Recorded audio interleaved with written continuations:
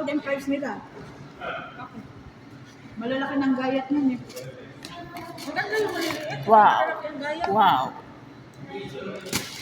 Gusto ko sana lahat tayo nandito. Si Aileen lagi nang wala. Bakit meron ganyan? Dapat Bakit meron sigara. ganyan? Okay na. Kain namin.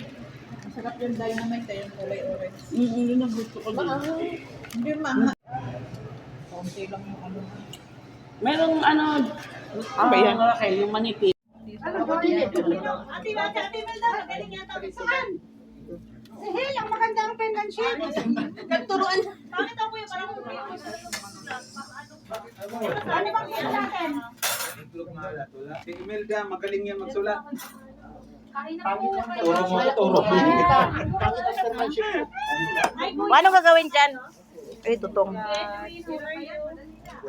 Ayun na, atake na. Kain na. Baka